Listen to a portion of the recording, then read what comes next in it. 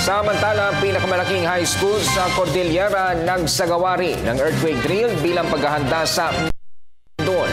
Si Jonathan Llanes ng PTV Baguio sa detalye. Duck, cover and hold. Ito ang aksyong nais-isanay ng Office of the Civil Defense Cordillera sa mahigit 6,800 estudyante ng Baguio City National High School sakaling muling maranasan ng lungsod ang naganap na July 16, 1997.8 magnitude na lindol.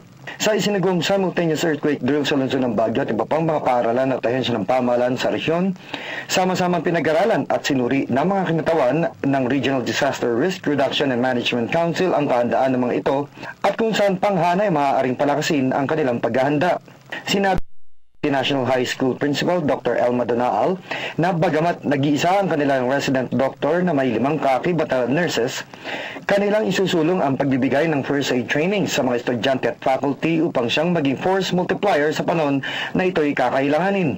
Bukod pa dito, ang pagpapalakas pa sa kamalayan ng mga estudyante ang exit area patungong evacuation site, pagkakaroon ng karagdagang first aid kits, mga signages at ang patuloy na pagsasanay ng pagiging handa. Hinikayat naman ni OCD Cordillera Regional Director Andrew Alex Uy, di lamang ang mga paaralan kundi maging ang pribado at pampublikong sektor ang kahalagaan sa pagiging handa sa panahon ng sakuna.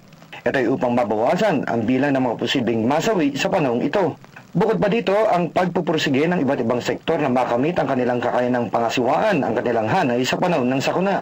Sa susunod na taon, kanila nang itataon ang taunang earthquake drill sa ika-16 ng Hulyo bilang pagpapaalala sa naganap na lindol noong 1990 at ang pagpapalaganap ng patuloy na pagsasanay bilang paghahanda sa pagdating ng anumang uri ng sakuna.